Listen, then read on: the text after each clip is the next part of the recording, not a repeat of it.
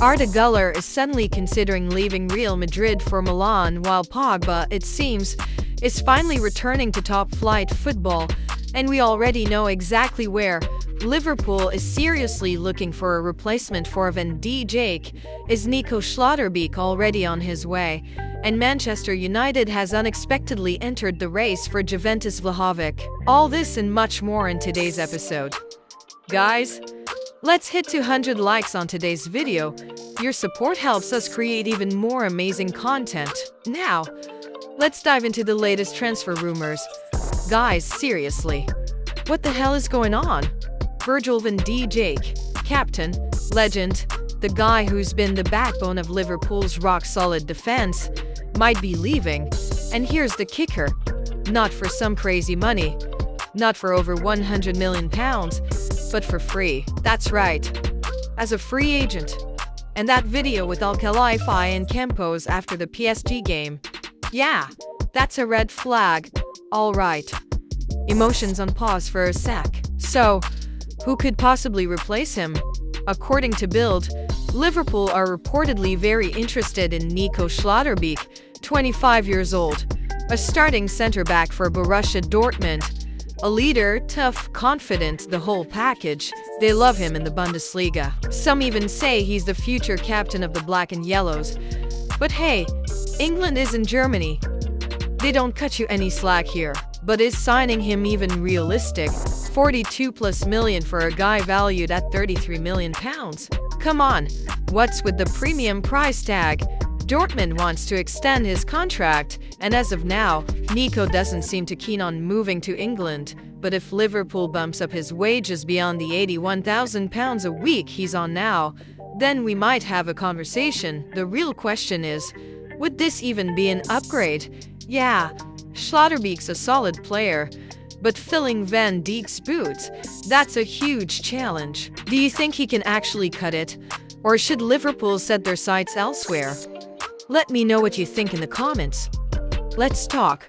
Arsenal are secretly brewing a transfer bombshell, and the target is Leroy Sané. Yes, that German winger with blistering pace, who's basically a free sample at Bayern right now. Take him before they realize what they're giving away. I can already picture Arteta whispering, "Remember the Man City days, mate?" But enough fluff. Let's get down to the details. Sané's contract is up in the summer of 2025, and Bayern still haven't made a move? Seriously, Munich? Have you lost your minds? He's only 29. Far from retirement, especially when he's still blitzing past defenders at 35 kilometers per hour. Arteta knows him from his City days. That's why he wants to bring the bird back to the nest, right? And who wouldn't? With Saka and Martinelli spending more time in the treatment room than on the pitch this season, Arsenal desperately need a versatile winger. Bild is stirring the pot, claiming Arsenal are gearing up for a Bosman transfer. It's not a purchase, it's practically a Black Friday steal. And Sané, reports say he's even willing to take a pay cut from his 20 meters a year salary. You see the financial gain here. But hold on. Bayern, either Max Ebel is pulling the strings, or the board is asleep at the wheel on this one. Make up your minds. Bayern or Arsenal will drive off with your Ferrari for free. Sané in the Prem, pure fire. Have you seen him tear through defenses? So, tell me, Bayern, are you really letting a world-class winger walk away because of red tape?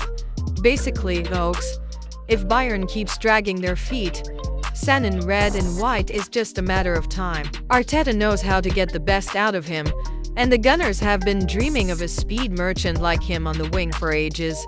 And my advice to you, Leroy, ditch those Bavarian sausages. The pies are tastier in London, and the fans are way more passionate. I'd put a pint on it. By summer 2025, he'll be tearing up the right wing at the Emirates.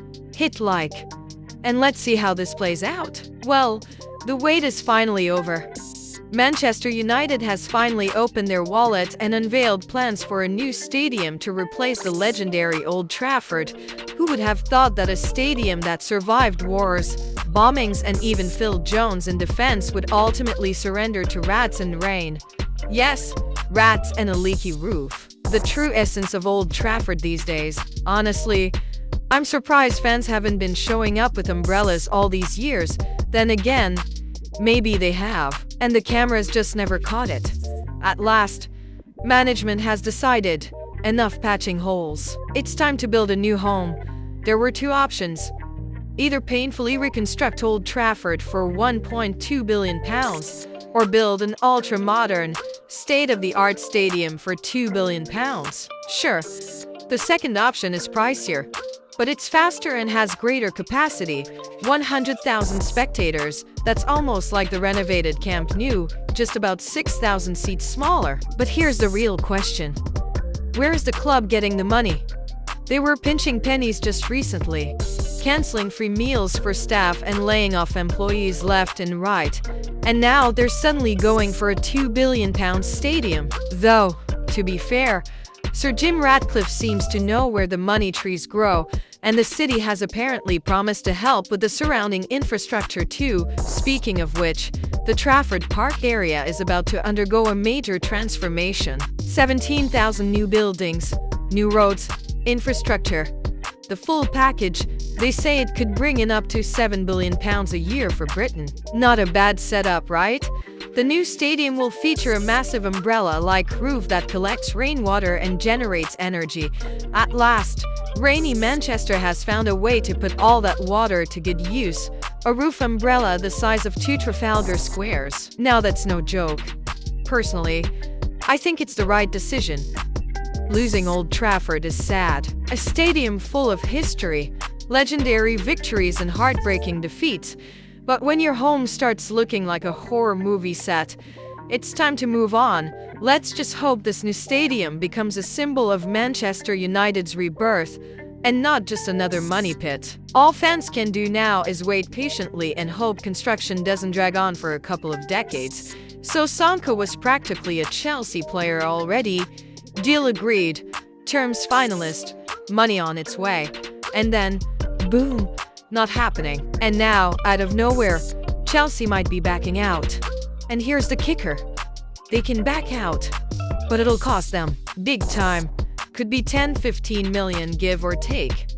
For a club that threw over £400 million at signings last summer, that's pocket change. But guess what? Sonko himself doesn't even seem that keen to sign. And if this deal collapses, well, guess who's heading back to Manchester United? Honestly, I've already got the perfect meme for this. Just picture it. Amorim looking absolutely fed up, and Sonko stepping off the plane, suitcase in hand. United have no clue how to offload him. £73 million price tag, £250,000 a week in wages, barely played for United, fell out with Ten Hag. Honestly, why on earth would Chelsea even want this guy? They're already flirting with financial fair play violations. But here's the catch. The sporting clause. Chelsea need to finish above 14th for the deal to go through. They're currently 4th, and to drop that low in 10 games, that would take some doing. So, what's the play? Do Chelsea take the hit and keep control, or do they gamble on Sonko, hoping he somehow finds his form again? Honestly, just cut him loose. United know the truth. Dealing with Sonko is a financial nightmare. Trusted insider Ben Jacobs reports that Liverpool are seriously eyeing Joao Pedro from Brighton. Honestly, this seems like a much more realistic target than the whole Lion saga. Let's be real, Liverpool just can't afford Lion, and he doesn't seem keen on a move anyway. Pedro, though, that's a different story. 8 goals, 6 assists in 22 Premier League games. The numbers speak for themselves. A versatile forward who can play anywhere up front. A huge asset for Slot. But there's a catch. Injuries. Pedro is seriously fragile. Liverpool have to be careful. He could turn out to be more trouble than he's worth. Darwin Núñez is trying, of course. But let's be honest. We expected more for that price tag, didn't we? Jota is good, but he needs real competition for his spot. Liverpool shouldn't be chasing stars that are financially out of reach. They should focus on proven players who can make an impact right away. Pedro could be a great option, but they've got to check his fitness first. Otherwise, they risk wasting a lot of money. Drop your thoughts in the comments. Personally, I think this could be a smart move if everything falls into place.